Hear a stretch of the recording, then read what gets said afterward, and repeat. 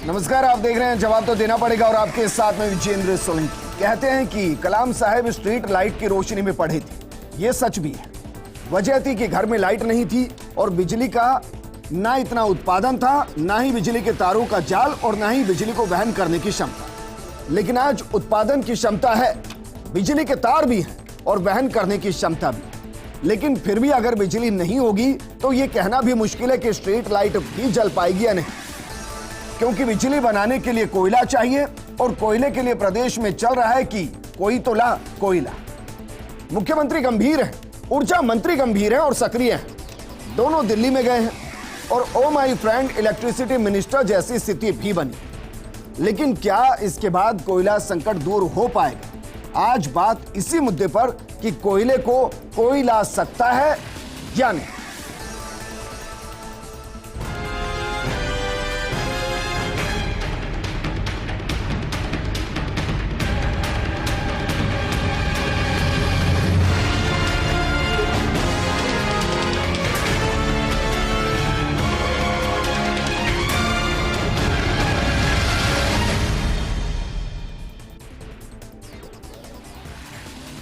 सबसे पहले तो आपको यह बताते हैं कि दिल्ली गए मुख्यमंत्री भजनलाल शर्मा और ऊर्जा मंत्री जब मिले तो मुलाकात के दौरान क्या कुछ रहा, क्योंकि राजस्थान की कोल क्राइसिस पर दिल्ली में मंथन हुआ है। मुख्यमंत्री भजनलाल शर्मा, ऊर्जा मंत्री हीरालाल नागर दोनों ने मुलाकात की। कोयला मंत्री प्रहलाद जोशी से मुलाकात की। कोल मंत्रालय के अधिकारियों की बैठक में केंद्रीय मंत्री जोशी बोले कि मुख्यमंत्री भजनलाल शर्मा हमारे दोस्त हैं, इनकी मदद कीजिए। यह सुनकर कोल मंत्रालय के अधिकारी भी बैठक में सुझाव देते नजर आए। राजस्थान के कोल संकट को दूर करने के लिए बताए कुछ विकल्प। काफी अच्छे माहौल में बैठक हुई और ऊर्जा अधिकारियों को बड़ी उम्मीद है। कोयला संकट के स्थायी समाधान की अधिकारियों को उम्मीद जगी है, लेकिन ये स्थायी समाधान जब होगा तब होगा। वर्तमान स्थिति क्या है इसको जरा समझ लीजिए, क्योंकि दिल्ली में जो बैठक हुई वो बैठक ऐसे ही नहीं हुई है, राजस्थान की स्थिति की वजह से। तो स्थिति क्या है जरा ये भी एक बार समझ लीजिए। राजस्थान विद्युत उत्पादन निगम के आंकड़ों पर अगर नजर डालें तो प्रदेश में थर्मल आयोजित बिजली उत्पादन के कुल 23 यूनिट है। कोटा थर्मल में 3 दिन का, सूरतगढ़ थर्मल में 1 दिन का कोयला बचा है। छबड़ा थर्मल में 1 दिन, छबड़ा सुपर क्रिटिकल में 5 दिन का, Kali Sindh thermal power project में 4 दिन का कोयला बचा है। हालांकि सूरतगढ़ सुपर क्रिटिकल में 7 दिन का कोयला बचा है। विदेशी कोयले को हटा दे तो यहां पर भी सिर्फ 4 दिन का ही कोयला बचा है। सभी पावर प्लांट को फुल लोड पर चलाने के लिए हर दिन 23 रैक कोयले की दरकार है, लेकिन अभी कोल इंडिया से औसतन 12 से 15 रैक कोयला मिल रहा है। माइनिंग में देरी से अक्टूबर तक कोल संकट बना रहेगा, यानी कि जिस स्थायी समाधान की हम बात कर रहे हैं वो अभी 2 दिन, 10 दिन, 20 दिन, 2 महीने, 4 महीने में नजर नहीं आ रहा है। वो अक्टूबर तक जा सकता है या अक्टूबर के बाद तक जा सकता है, क्योंकि वो संकट दूर होगा छत्तीसगढ़ में माइनिंग के साथ। तो क्या वाकई में कोई कोयला ला सकता है? इस मुद्दे पर बात करने के लिए हमारे साथ मौजूद हैं बीजेपी प्रवक्ता शैलेंद्र गुर्जर जी, कांग्रेस प्रवक्ता प्रतीक सिंह जी, विषय विशेषज्ञ अमित मल्होत्रा जी और वरिष्ठ सहयोगी हमारे विकास शर्मा जी। शैलेंद्र गुर्जर जी, शुरुआत आपके साथ। जरा ये बताइए, 1 दिन का कोयला, कहीं 2 दिन का कोयला, 7 दिन का, तो आपको बैकअप ही रखना होता है। तो जो बैठक हुई वो बैठक पहले भी हो सकती थी, और दूसरा है कि कोयला अब कहां से लेंगे? देखिए, निश्चित तौर पर जो अभी संकट आया है ये संकट आज का नहीं है। अगर आप पिछले 5 साल कांग्रेस पार्टी की सरकार के शासन को देखेंगे तो किस तरह से इन्होंने कुप्रबंधन किया, उस कुप्रबंधन के कारण ये प्रॉब्लम्स इकट्ठी जनरेट हुई। आप बताइए, आज हम वहां जा रहे हैं, गए हैं और हमारे माननीय मुख्यमंत्री भजनलाल जी और ऊर्जा मंत्री हीरालाल नागर जी वहां गए हैं। कोयला मंत्री जी से मुलाकात हुई है, केंद्रीय ऊर्जा मंत्री जी से मुलाकात हुई है। इसका स्थायी समाधान निकाला जाएगा, क्योंकि आपको पता है कि आपने देखा होगा कि कोल का आवंटन जो कोल इंडिया कंपनी द्वारा कर दिया गया था छत्तीसगढ़ में राजस्थान की सरकार को, लेकिन कांग्रेस पार्टी छत्तीसगढ़ में छिपा हुआ है। दिल्ली में क्या स्थायी समाधान? मैं आपको क्या निवेदन कर रहा हूं, आप बताइए 5 साल में क्या स्थितियां रही, क्या केंद्र सरकार ने कोई रोड़ा अटकाया? कतई नहीं अटकाया। आपने पैसे नहीं दिए। आप बताइए, जब भारतीय जनता पार्टी की वसुंधरा राजे की सरकार थी, जब हम 2018 में गए थे, हम कोई कर्जा नहीं छोड़ के गए थे बिजली कंपनियों पे। आज जब कांग्रेस पार्टी की सरकार गई है तो 2 लाख करोड़ से अधिक का कर्जा छोड़ के गई है। तो ये क्या बात करेंगे? प्रबंधन इन्होंने सही किया नहीं, अधिकारियों ने लापरवाही की, कोई इन्होंने नीति नहीं बनाई। तो आज हमने इनको बताया, केंद्र ने एनओसी जारी कर दी थी। छत्तीसगढ़ में कोयले का जो इनको ब्लॉक आवंटन किया था, वहां पर भी कांग्रेस की सरकार थी। ये वहां से भी कोयले को नहीं निकाल पाए। अरे सर, मैं ये कह रहा हूं कि भाई वहां पेड़ों की कटाई होनी है, पार्टी के प्रबंधन की है। अरे सर, वोट तो कट चुके वहां से, छत्तीसगढ़ से, राजस्थान से भी कट गए हैं, पेड़ कटने हैं वहां पर। तो छत्तीसगढ़ की सरकार के साथ क्या सामंजस्य स्थापित किया गया कि साहब अब आपकी सरकार यहां भी है वहां भी है, दे दीजिए कोयला, चुनाव 5 साल बाद है, देख लेंगे। इसीलिए जो 5 साल कुप्रबंधन रहा, जो ऊर्जा व्यवस्था को चौपट कर दी कांग्रेस पार्टी की सरकार ने, उसको ठीक करने के लिए भारतीय जनता पार्टी के माननीय मुख्यमंत्री ऊर्जा मंत्री जी, क्या वाकई में वोटों को डैमेज ना हो इसलिए राजस्थान को डैमेज किया गया और छत्तीसगढ़, जहां बाकायदा हमारे पास एनओसी थी, जहां से अप्रूवल था, जहां से हमें कोयला मिलना था, सिर्फ इसलिए नहीं मिल पाया क्योंकि वहां भी कांग्रेस की सरकार थी और वहां भी चुनाव थे, यहां भी कांग्रेस की सरकार थी। उन्होंने कहा कि कोयला दे दिया तो वोट नहीं मिलेंगे। इसका खामियाजा राजस्थान भुगत रहे। 6 फरवरी 2023 को यहीं फर्स्ट इंडिया पे हम इसी मुद्दे के ऊपर चर्चा कर रहे थे कि आने वाले समय में हो सकता है कि बिजली का संकट आ जाए, मतलब गर्मियों में, और अभी तो सर्दियां अपनी पीक पर हैं।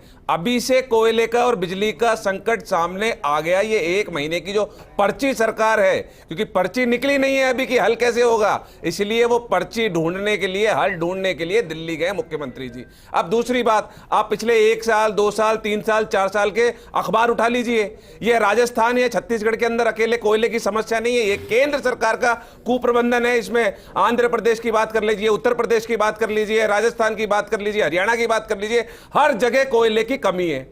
अब उसके बाद में अब ट्रिपल इंजन आ गया। अब तो छत्तीसगढ़ में भी इनकी सरकार है, राजस्थान में भी इनकी सरकार है और केंद्र में भी इनकी सरकार है। फिर क्यों देरी हो रही है? मीटिंग करने के बाद में हासिल क्या हुआ? भाई जब वहां कांग्रेस की सरकार थी, यहां कांग्रेस की सरकार थी, सारे क्लियरेंस से, फिर देरी क्यों हुई? वहां कोई क्लियरेंस नहीं था। उसके जब वहां पर आंदोलन चल रहा था तो केंद्र सरकार ने उड़ीसा के अंदर एक माइंस आवंटित की थी, उसकी क्वालिटी अच्छी नहीं थी और हमने बार-बार कोल इंडिया को ये बताया था। और कोल इंडिया सिर्फ इतना कोयला है कि आप खनन करना शुरू करेंगे। अभी करवा लें आप, वहां पे अगर हो जाए तो वहां पे आंदोलन चल रहा है और आंदोलन के अंदर इंटरफेयर सिर्फ केंद्र सरकार कर सकती है। वही तो कह रहे हैं कि भाई वो कुप्रबंधन ही तो रहा। तो कुप्रबंधन का अभी मैं कह रहा हूं राजस्थान तो 1-1.5, आप बोल रहे हो कुप्रबंधन रहा, तो वहां पे माइनिंग चालू हो गई क्या छत्तीसगढ़ में? और क्या अक्टूबर, आप ही बता रहे हैं कि अक्टूबर तक भी चालू नहीं होगी, तो अब ये सुप्रबंधन चल रहा है। अब अगर माइनिंग नहीं हो रही तो सुप्रबंधन है, और पहले नहीं हो रही थी तो वो कुप्रबंधन था। ये तो वर्ड को मिलके साथ में अलग-अलग मकान की नींव रखते ही पूरा मकान तैयार हो जाता है, वक्त लगता है? मैं तो आपको क्या कह रहा हूं ना सर, नहीं समय लगता है। अगर आज वहां पेड़ों की कटाई शुरू होगी, उसके बाद मिट्टी को वहां से हटाया जाएगा, फिर वहां से कोयला निकलेगा, वक्त लगेगा। आपकी बात बड़ी कर देता हूं, राजस्थान में छत्तीसगढ़ की वजह से, तो आंध्र प्रदेश में कहां की वजह से है फिर कोयले की कमी? हरियाणा में कहां वजह से है? पूरे हिंदुस्तान में कोयले की कमी चल रही है और वो चल नहीं रही है। सुनिए, वो चल नहीं रही है, वो बनावटी है। सवाल कर रहे हैं कि भाई कोयला का संकट है। 10 सेकंड, ये कोयले की कमी चल नहीं रही है क्योंकि जो देशी कोयला है वो 5,000 रुपए मैट्रिक टन में आएगा, लेकिन जो अडानी को कॉन्ट्रैक्ट दे रखा है एकमात्र है जो इंपोर्ट कर सकता है, वो 20,000 मैट्रिक टन में देता है। वो 20,000 मैट्रिक टन में लेता है। अब देखिए बीच में बोलने लगे, अब बीच में बोलने लगे, अब पोल खुल गई। अडानी बोलते तिल मिलाने लगते हैं, उछलने लगते हैं, पता नहीं क्यों। अडानी का नाम सुनते उछलने क्यों लगते हैं? उछलने क्यों लगता है अडानी का नाम सुनते ही? उड़ानी का नाम सुनते ही उड़ानी हो गया, अडानी हो, उड़ानी हो गया। अडानी का नाम सुनते ही उड़ानी हो जाते हो यहाँ पर। अरे अडानी का नाम सुनते ही उड़ानी क्यों हो जाते हो? मिर्ची क्यों लगने लग जाती है? एक मिनट शैलेंद्र जी, 1 मिनट। प्रतीक, ऐसा नहीं है कि जहां कांग्रेस की सरकार है वहां अडानी काम नहीं कर रहा है, ऐसा नहीं है। अब दोनों रुक जाइए। विकास जी, अब दोनों रुकिए। कितने का कोयला खरीदा विदेश? अरे सवाल इसमें ये है, 1 मिनट सर, अडानी ही देगा। उड़ानी हो आप लोग, अडानी का नाम सुन के उड़ानी हो जाते हो आप। अरे मिर्ची लग जाती है अडानी का नाम सुन के। 1 मिनट शैलेंद्र गुर्जर जी, शैलेंद्र गुर्जर जी, 1 मिनट शैलेंद्र गुर्जर जी, लगी है मिर्ची, उड़ानी हो जाइए, उड़ानी हो जाइए, उड़ानी हो जाइए। प्रतीक मुद्दे पर रहते हैं, रुक जाइए 1 मिनट। विकास, बेसिक सवाल यह है कि भाई राजस्थान की जनता इस वक्त यह पूछना चाह रही है कि भाई हमारे घर में बिजली के कट होंगे, लंबे लंबे कट होंगे या बिजली मिलती रहेगी, पहला सवाल। दूसरा है कि जिन थर्मल की स्थिति हम बता रहे हैं, ऐसा तो नहीं है कि शटडाउन की स्थिति में आ जाएंगे?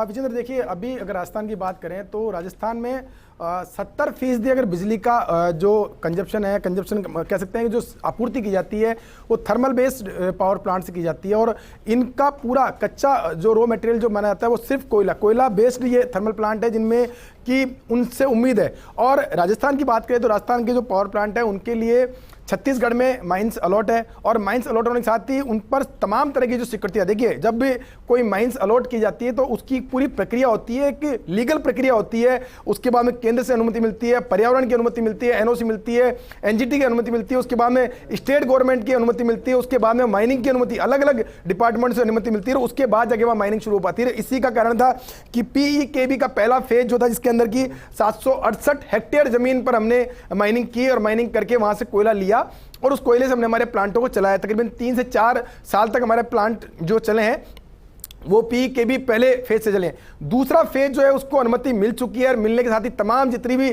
सिक्योरिटियां हैं वो जारी हो चुकी है। उसके बावजूद वहां पर कह सकते हैं अब जो कोयला फंसा पड़ा है वो राजनीति की चक्कर फंसा पड़ा है। अगर हम बात करें कोयले की, तमाम स्वीकृति होने के बावजूद जब वहाँ पेड़ कटाई का काम शुरू होता है तब वहाँ पे वापस से एजिटेशन शुरू होता है, और उसको देखते हुए, क्योंकि सबसे बड़ा डर इस बात का रहता है कि कहीं वोट बैंक जो है वो नहीं खिसक जाए। इसीलिए पहले जब कांग्रेस की सरकार की तब भी ये बात हुई, वहां पे भी कांग्रेस सरकार थी, लेकिन किसी भी स्तर पर इस तरह का प्रयास नहीं किया गया कि जो ये पब्लिक से इंटरेस्टेड चीज थी, क्योंकि राजस्थान को अलॉट किया गया था, पूरी लीगल प्रक्रिया अपनाई गई थी, बाकायदा जन सुनवाई हुई थी, उसके अलावा जिन जिन को मुआवजा दिया जाना था उनको मुआवजा दिया गया था। उसके बावजूद भी अगर वहां से कोयला नहीं निकल पा रहा तो एक बहुत बड़ी कह सकते हैं राजस्थान का दुर्भाग्य है, और उसी का नतीजा हम अब झेल रहे हैं कि अभी जब पेड़ों की कटाई का काम शुरू हुआ, वापस से दोबारा से शुरू हुआ। बात बताइए भाई, अगर आज कोल इंडिया 23 से 25 रैक देने को तैयार हो सकती है तो पहले क्यों नहीं हो सकती? देखिए, मैंने आपको पहला एक शब्द बोला कि कोयला राजनीति का शिकार हो रहा है, और उसी का कारण है कि राजस्थान में पिछले दिनों जब, हालांकि अभी तक ऐसी नौबत एक बार भी नहीं आई कि कोयले के चलते प्लांट को शट डाउन किया गया, लेकिन अनऑफिशियली बात करें तो तकनीकी कारण बता करके या और कोई कारण बता करके, कोयले का कारण बता करके एक बार भी प्लांट को बंद नहीं किया गया, अलग अलग कारणों के हवाला देते हुए। लेकिन अनऑफिशियली बात यही है कि कई बार ऐसी स्थिति बन गई कि कोयला नहीं था और सिर्फ स्टॉक में 1 या आधे दिन का कोयला बचने के बाद में उसको तकनीकी कारणों का हवाला देते हुए बंद किया गया, या फिर यह कहते हुए बंद किया गया कि वहां की यूनिटों का कोयला जो बिजली की रेट है वो महंगी पड़ती है। जैसे सूरतगढ़ थर्मल है, सूरतगढ़ थर्मल की जो रेट है सबसे हाईएस्ट रेट पड़ती है, तो जब भी हमको सस्ती बिजली में उपलब्ध होती है तो हम सबसे हमारा प्रयास रहता है कि थर्मल जो सूरतगढ़ थर्मल है उसको बंद किया जाए, और हमको जो वैकल्पिक व्यवस्था से और किसी व्यवस्था से या फिर एक्सचेंज से, पावर परचेज से, कहीं से भी अगर सस्ती बिजली मिल रही तो वो उपयोग में ली जाए। लेकिन इन सबके बीच में सबसे बड़ी बात यही है, हमारे प्लांट और उन प्लांटों के लिए जो कच्चा माल मिलना है कोयला, जिसके लिए हमको आवंटन किया गया और वहां से हम कोयला नहीं ले पा रहे हैं, तो ये अपना दुर्भाग्य है राजस्थान के लिहाज से। वो तो अभी भी नहीं मिलना है भैया, ऐसा थोड़ी ना कि हम डिबेट खत्म करेंगे, वहां जेसीबी चलनी शुरू हो जाएगी और सुबह कोयला पहुंच जाएगा। विजेंद्र, ये अक्टूबर तो ये बहुत बड़ी चुनौती है। हमने आज सुबह एक खबर चलाई थी इस बात को लेकर के कि अगर इस पूरे मामले में अगर कोई जल्द से जल्द प्रसंज्ञान नहीं लिया गया, केंद्र सरकार ने दखल नहीं दिया, छत्तीसगढ़ गवर्नमेंट ने इसमें गंभीरता नहीं दिखाई, तो राजस्थान के लिए एक बहुत बड़ी चुनौती खड़ी हो जाएगी। ये चुनौती कोई 1 दिन 2 दिन की चुनौती नहीं है, अक्टूबर तक ये खींचेगा। क्योंकि अगर बात करें अभी की, जनवरी का महीना शुरू हो चुका है, अभी पेड़ों की कटाई शुरू नहीं हो पाई है। अगर 1 से 1.5 महीने में कटौती जो पेड़ों की कटाई शुरू होती है, और उसके बाद में इनको ओबीआर एक बहुत महत्वपूर्ण काम होता है, ओवरबर्डन रिमूवल, जिसमें कि जो माइनिंग का सरफेस एरिया है उस पर से मिट्टी हटाई जाएगी, पत्थर हटाए जाएंगे, तब माइनिंग शुरू होगी, और इसी दौरान बरसात का सीजन आता है। तो ऐसी स्थिति में, और हमने पिछली बार एक कटु अनुभव देखा है कि राजस्थान में, अभी बात कही कि इस वक्त सर्दियां हैं, मैं आपको बता दूं राजस्थान में सबसे ज्यादा बिजली की डिमांड कभी होती है तो सर्दी में होती है, और सबसे पीक लोड होता है तो गर्मी में होता है, तो दोनों का मैनेज करना बहुत चुनौती है। ये बताइए भाई, कोल इंडिया कितनी रैक पहुंचाए कि राजस्थान ढंग से चलता रहे, और अगर वो पहुंचा रही है तो समस्या क्या है भाई? हमें तो खरीदनी है, तो क्या पैसा नहीं है, नियत नहीं है, कोल इंडिया के पास कोयला नहीं है, क्या नहीं है? देखिए विजेंद्र जी, आपकी बात बिल्कुल सही है। जैसे भाई विकास जी ने बताया कि कोयला राजनीति का शिकार हो गया है। आज यदि हमारे पास में 23 से 25 रैक प्रतिदिन आए और हमारे छत्तीसगढ़ में जो माइंस है वहां से कोयला आना चालू हो जाए, तो हमें आवश्यकता ही नहीं है कि हमें कोई बिजली की कटौती करनी पड़े या हमें प्लांट तो छोड़ देते हैं, जो अक्टूबर तक मिलना ही नहीं उस पर बात ही क्या करनी। जी तो दूसरे विकल्प पर बात करते हैं। बताइए विकल्प क्या है हमारे पास? देखिए, विकल्प तो हमारे पास सीधी सी बात यह है कि सबसे पहले तो एक स्थायी समाधान के नेते हम केंद्र सरकार कोल इंडिया ये डिसाइड करे कि राजस्थान को जो रिएक्ट चाहिए उसका वैकल्पिक व्यवस्था वो तय करे। जब एक निजी कंपनी को जो वो भी बिजली बनाती है अपने प्लांट से, उसको कोयला मिल जाता है, हमारी सरकारी कंपनी को नहीं मिल पाता, तो ये एक राजनीति का विषय है। नहीं, उसके पीछे का कारण ये बताइए ना भाई कि हम कितनी पेमेंट करते हैं, वो कितनी करते हैं, देखिए हमारा बैकलॉग कितना है, उनका बैकलॉग कितना है, ये भी तो एक बड़ी समस्या होगी। बैकलॉग की बात नहीं करना चाहूंगा मैं यहाँ पे। इसके पीछे जो कारण है वो मैं बता देता हूं आपको। दो सबसे प्रमुख कारण है। पहली बात तो ये कि हम ओपन एक्सेस में 12 रुपए तक बिजली खरीदते हैं क्योंकि उसके ऊपर राइडर लगा है, 12 से ज्यादा हम खरीद नहीं सकते। जब पिछले से पिछली कांग्रेस सरकार थी तो 18 से 20 रुपए पे भी बिजली खरीदी गई है। जब अब की बार मोदी सरकार आई तो उन्होंने एक राइडर लगा दिया, 12 रुपए से ज्यादा ओपन एक्सेस से अपन बिजली नहीं खरीदेंगे।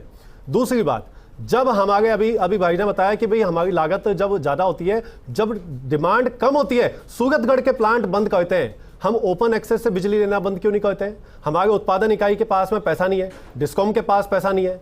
जैसा अभी हमारे है ना भाजपा के प्रवक्ता ने बताया कि हम उसको कर्ज मुक्त करके गए थे, 60,000 करोड़ रुपए उदय योजना में। आज सवाल ये नहीं है कि भाई जो बिजली उत्पन्न हो रही है वो कहां से लेनी है, सवाल ये कि बिजली उत्पन्न हो उसके लिए कोयला कहां से लेना है। नहीं, कोयला हमारे पास में है, प्रबंधन खराब है ना हमारा। जब हमको कोल इंडिया को पैसे देने होते हैं तब हमारे पास में पैसा नहीं होता है।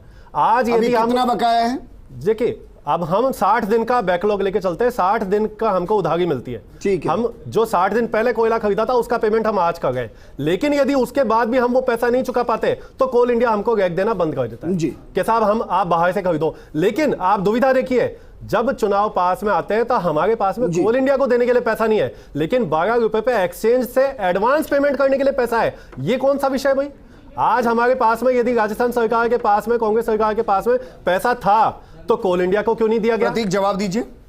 देखिए, मैंने अभी बताया था कि पिछले साल भी इसी जगह पर थे और अमित जी तब भी यही सवाल उठा रहे थे और सवाल घुमा फिरा करके कर रहे हैं, जो पिछली सरकार से करना चाहिए था और अभी भी ये पिछली सरकार नहीं, वो तब भी कांग्रेस से सवाल कर रहे थे, वो आज भी ऐसे सवाल कांग्रेस से थोड़ी सवाल कर कर रहे रहे थे। हैं। पिछले समय पे जब अभी आपने सवाल उठाया कि हमने जब कोल इंडिया से मांगा तो हमको बोलते कि हम आपको 4 रैक देंगे और आज 23 रैक देने को तैयार है। भाई हमारे समय पे ये सौतेला व्यवहार क्यों हो रहा था राजस्थान के साथ में? और दूसरी बात ये कि मोदी जी ने तो बोला था ना कि सरकार आ जाएगी तो राम राज्य आ जाएगा, तो इतना जब 2.5 लाख करोड़ कर रहे हैं, इसी डिबेट की बात है, शायद पानी भर गया था कहीं पर और कोयला था नहीं और उस वजह से किल्लत थी और इसलिए 4 रैक आए थे। शायद इसी डिबेट के अंदर ये इशू उठा था। हिंदुस्तान पे 202 लाख रुपए करोड़ का कर्जा हो गया, 202 लाख करोड़ रुपए का कर्जा।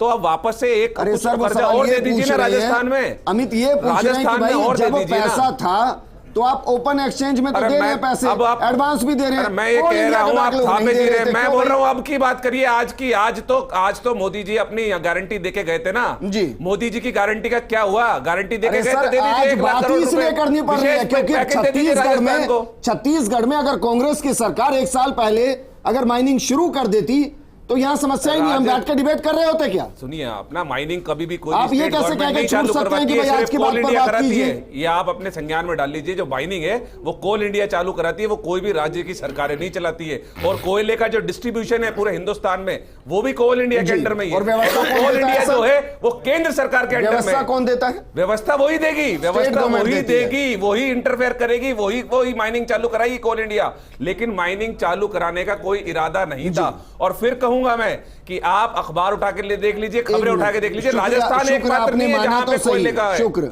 कि भाई कांग्रेस सरकार का वहां माइनिंग शुरू कराने का कोई इरादा नहीं था। मैंने तो बोला ही नहीं कि इरादा नहीं था। आपने तो बोला कि भाई कोई इरादा नहीं था माइनिंग शुरू कराने का।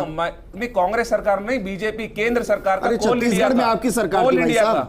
अरे कोल इंडिया माइनिंग कराएगी कि राज्य सरकार कराएगी? आप जाकर के पता तो कीजिए कि किसके अंडर में चीजें आती हैं। विकास, ये अलग ही खेल है, किसके अंडर में आती है, ये अलग ही खेल है भाई। क्या छत्तीसगढ़ सरकार की जिम्मेदारी नहीं थी कि जो अलॉट किया गया उस अलॉट की गई जमीन को कोल इंडिया को माइनिंग जो कर रहा है उस कंपनी को दी जाए और उस पूरी व्यवस्था को कराया जाए? राजस्थान की तो आप कमी का तो ठीक रहा, चलिए छत्तीसगढ़ में फोड़ रहे हैं। मैं कह रहा हूं सर मैं राजस्थान में बैठा हूं, पूरे हिंदुस्तान के जहां पे कोयले की कमी है उसका ठीक रहा, किसके उसके भी राजस्थान और छत्तीसगढ़ पे फोड़ेंगे क्या? जो पूरे हिंदुस्तान में आप अभी राजस्थान कांग्रेस से प्रवक्ता हैं। मैं ये कह रहा हूँ, अच्छा राजस्थान क्या हिंदुस्तान के बाहर है कहीं? मैं तो राजस्थान पर डिबेट कर रहा हूँ। मैंने जितने थर्मल गिनाए उनमें से कोई राजस्थान से बाहर का है नहीं। आप इसको पूरे को सराउंड अकाउंट में जब लेंगे तो मुख्यमंत्री जो कमी गए जो वो है राजस्थान वो से अलग बाहर अलग के नहीं है, वो कोयले की कमी कोल इंडिया से रिलेटेड है, और वो कोल इंडिया से रिलेटेड है अगर जी। तो पूरे हिंदुस्तान की हम देखेंगे कि हिंदुस्तान में कहां कहां पे कमी विकास, चल रही है और क्यों क्योंकि चल रही है। जनता भ्रमित नहीं होनी चाहिए, एक लाइन में समझाइए, क्या छत्तीसगढ़ सरकार की जिम्मेदारी नहीं थी?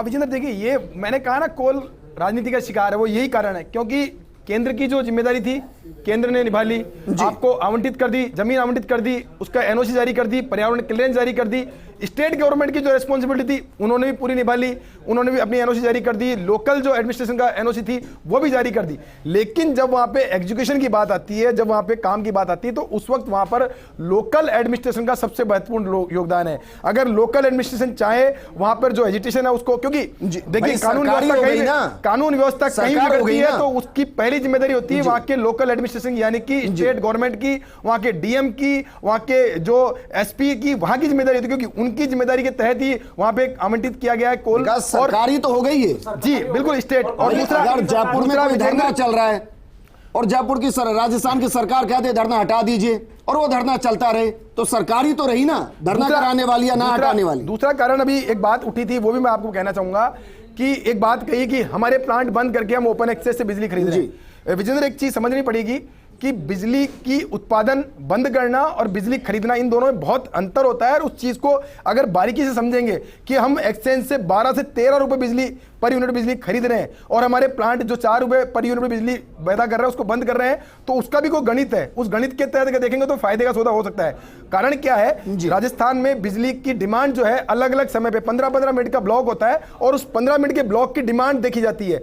15 मिनट के अंदर अगर हमको डिमांड हमारी ज्यादा है और उस 15 मिनट के आधे घंटे के ब्लॉक के लिए बिजली परचेज की जाती है, उसके लिए हम 24 घंटे का प्लांट बंद करते हैं जिसमें कि हमारे ओनली मात्र फिक्स चार्ज लगते हैं, तो फायदे का सौदा हो सकता है। लेकिन अगर 24 घंटे हम बिजली परचेज कर रहे हैं, यानी जयपुर पूरे दिन भर के अंदर 96 ब्लॉक है, 96 ब्लॉक के अंदर हम ओपन एक्सचेंज से बिजली परचेज करते हैं, तो वो नुकसान का सौदा है। तो ये पूरा एक गणित है जिसको समझना पड़ेगा। पूरा फायदे के सौदे का ही चल रहा है ये पूरा कोयले का ये फायदा किसका है, फायदे के सौदे का ही खेल है। अब किसका कितना फायदा, कहां फायदा, बस सारा पूरा खेल ये टिका हुआ है। लेकिन शैलेंद्र गुर्जर जी, अभी 1-2 बार और दिल्ली जाना पड़ेगा या रैक दिल्ली की तरफ से इधर आनी शुरू हो जाएंगी? देखिए, अभी आपको एक्सपर्ट विशेषज्ञों ने भी यही बात कही है कि कोल इंडिया देने को तैयार है, आपको एक पीरियड दिया जाता है, उस पीरियड में अगर आप पैसा नहीं देते हो तो वो रैक को रोकेगा। आपने, यही तो कुप्रबंधन है, यही लापरवाहियां है, यही आर्थिक प्रबंधन है जो राजस्थान की सरकार, कांग्रेस के प्रवक्ता तो मानेंगे ही नहीं, किस बेशर्मी से और कुतर्कों से यहां बहस कर रहे हो राजस्थान की जनता को बेवकूफ समझ रहे हैं। अरे सुनो, अरे सुनो, 2 लाख करोड़ का तो कर्जा छोड़ के चले गए। आप बताइए, हिंदुस्तान पे कर्जा देख लीजिए कितना है, 2 लाख करोड़ का कर्जा छोड़ गए। अब आप बोल लीजिए क्या सही बात कह रहा हूं मैं, हिंदुस्तान का कर्जा लेंगे क्या है हिंदुस्तान का कर्जा? थर्मल पावर प्रोजेक्ट को टेक्निकल कमी से रोका जाता था, 17 रुपए 18 रुपए यूनिट बाहर से खरीदते थे, उसमें कमीशन। अरे क्या शैलेंद्र जी ये बोल के जाएंगे कि अब नहीं होगा ऐसा आज के बाद में? चलिए ये बोल के जाइए यहाँ पे, ये बोल करके जाएंगे कि आज कि आज के बाद में ऐसा नहीं होगा, ये बोल के जाइए कैमरे पे। इसी को तो ठीक करने की कोशिश कर रहे हैं। मतलब आप देखिए विजेंद्र जी, ये बता के जाइए, ये बता के जाइए कांग्रेस कमी नहीं होगी, बताइए। चलिए कांग्रेस पार्टी की सरकार तो करते हैं, ऊर्जा विभाग का सारा बेड़ा कर लापरवाही करे, गड़बड़ियां करे, गलत नीतियां बनाए, कर्जा छोड़ के चले जाए। अरे देश पे कर्जा देंगे पहले, फिर कर्जे की बात करिए। देश पे कर्जे की बात करिए, जा रहा है देश के कर्जे की बात करिए, पहले चुकाया जा रहा है। मुझे प्रोग्राम क्लोज करना है। शैलेंद्र जी, आपकी सरकार है सर, जनता को भरोसा तो दीजिए। शैलेंद्र गुर्जर जी, प्रबंधन, अरे सर आपकी सरकार है, इसको ठीक करेंगे, ठीक है, बहुत अच्छे, बहुत अच्छे। अब सुनिए सर, कांग्रेस पार्टी दोबारा हमको इस पर डिबेट नहीं करनी पड़ेगी, आप मैं तो ये वादा करके जाइए। प्रतीक जी, 1 मिनट। 5 साल बेड़ा कर, शैलेंद्र गुर्जर जी, 10 साल से कर रखा है हिंदुस्तान का पूरे का 2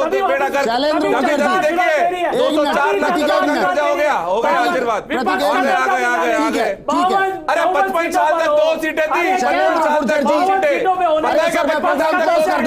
ये मजाक चल रहा है। शैलेंद्र गुर्जर जी, भाई आपकी सरकार है यहाँ पर, आप जनता को आश्वस्त तो कीजिए कि कहीं बिजली नहीं कटेगी, रैक आनी शुरू होगी, प्रबंधन को ठीक करेंगे, लापरवाही गड़बड़ी है, भ्रष्टाचार है, उसको दोबारा डिबेट नहीं करनी पड़ेगी। हमें इस मुद्दे पर यह आश्वासन देकर के जाइए कि इस मुद्दे पे दोबारा हमको डिबेट नहीं करनी पड़ेगी। बिल्कुल निश्चित तौर पर आप देखिए बिजली का संकट को दूर करेंगे, और ये तो फिर बेशर्मी से करेंगे। मैंने कहा ना 55 सीटें आई हैं, विपक्ष अरे 2 आई थी आपकी, भूल गए क्या? भूल गए? 2 आए थे। अटल बिहारी वाजपेयी 8 वाले दिन चुनाव हारे थे। 55 साल की जनता को आश्वस्त कर सकते हैं कि वर्तमान स्थिति में ऊर्जा कटौती नहीं होगी, कोल इंडिया से कोयला मिलना शुरू हो जाएगा, क्योंकि सियासी तौर पर वही पार्टी केंद्र में भी है, स्टेट में भी है कि जहां से जनता से जो प्रॉमिस किया गया एटलीस्ट वो पूरा हो। आपको लगता है कि कोल इंडिया बिना बैकलॉग देखे भी इधर कोयला देना शुरू कर देगी? देखिए विजेंद्र जी, सबसे पहली बात तो मैं बताना चाहूंगा कि वित्तीय प्रबंधन जब तक आपका मजबूत नहीं होगा तब तक आप कितने भी सोच से आप अपने प्रबंधन कर लीजिए। यदि कोल इंडिया हमको ज़्यादा रैक देने के लिए तैयार भी हो जाए, क्या हमारे पास में पैसा है? आज बिजली बोर्ड के ऊपर, तीनों डिस्कॉम के ऊपर 1 लाख करोड़ का घाटा है। अभी 5 कंपनियां, उत्पादन के कर्मचारियों को 6 महीने पहले की मैं बात बताऊं, जब ये कोल क्राइसिस चल रहा था, 20 तारीख को तनख्वाह मिली थी। तीनों डिस्कॉम में आप आंकड़े उठा के देख लीजिए, प्रशासन पुराना वाला भी यहाँ पे मौजूद है, अभी वर्तमान वाला भी यहाँ मौजूद है। पिछले साल भर से किसी भी कंपनी के किसी भी कर्मचारी को 1 तारीख को तनख्वाह नहीं मिलती है। 1 महीने मिल जाती है तो अगले 3 महीने तक नहीं मिलती है, कभी 5 तारीख को मिलती है। लेकिन जनता को ये बात पता चलनी चाहिए मिलती कैसे है। हम कर्ज लेके तनख्वाह दे गए, जब हमारे पास में वित्तीय प्रबंधन सुदृढ़ नहीं होगा तो हम व्यवस्था कैसे करेंगे? तो मेरा सवाल यह है कि जब नियत अच्छी होती है सरकार की या नेता की नियत अच्छी होती है तो नियति बदलती है। आपको लग रहा है कि भाई वो नियत दिखाई दे रही है और नियति बदलती दिखाई देगी? देखिए विजेंद्र, जो ये बात बता रहे हैं कि 20 तारीख को तनख्वाह मिलती है, उसी का मैं एक उदाहरण और देना चाहता हूं कि यही उत्पादन निगम है, यही बिजली कंपनी है जहां पर कि कर्मचारियों को बोनस दिया गया है, और बोनस भी इतना बड़ा बोनस दिया गया था कि जो बिजली कंपनियों के इतिहास में कभी नहीं दिया गया, वो भी सरकार ने करके दिखाया था। मैं 2016 की बात करता हूं, जब एक बड़ा प्रयोग किया गया था सरकार की तरफ से कि राजस्थान के तमाम अधिकारियों को धत्ता बताते हुए सरकार ने एनटीपीसी से एक अधिकारी लेके आए थे और उनको सीएमडी का चार्ज दिया गया था और उनको कहा था कि आप चलाइए, एक कॉमर्शियल ऑर्गेनाइजेशन की तरह इसको चलाइए। लेकिन समस्या ये है, ऊर्जा सेक्टर से हम उम्मीद करते हैं सोशल तरीके से और एक्सपेक्टेशन करते हैं उसकी कॉमर्शियल तरीके से, यानी कि हम चाहते हैं कि वो सामाजिक तरीके से काम करे और उससे एक्सपेक्टेशन करते हैं हम कॉमर्शियल तरीके से वो उसका रिजल्ट देवे। तो दोनों चीजें पॉसिबल नहीं है। उत्पादन निगम एक उदाहरण इस बात का, जहां पर आप बता रहे हैं 20 तारीख को तनख्वाह मिल रही है, करोड़ों का घाटा हो चुका है। मेरे पास यही वो बिजली कंपनी है जहां की सभी कर्मचारियों को 2 साल पहले 5 साल पहले बोनस दिया गया था। ये स्थिति नहीं आएगी कि थर्मल को बंद करना पड़े, हाँ या ना? देखिए आज जो आश्वासन मिला है, और अगर कोल इंडिया क्वालिटी युक्त कोयला दे पाता है, क्योंकि जिस तरह की बैठक से सकारात्मक संकेत मिल रहे हैं, मुझे उम्मीद यही है कि कोल प्लांट जो है वो बंद करने के कगार पे नहीं है। उम्मीद पर ही दुनिया कायम है। शुक्रिया हमारे साथ बातचीत करने के लिए। उम्मीद कीजिए कि बिजली कटे नहीं, थर्मल बंद ना हो, कोयला जो चाहिए वो राजस्थान को मिले। कैसे मिले ये नेता और पार्टियां तय करें, अधिकारी तय करें। नमस्कार।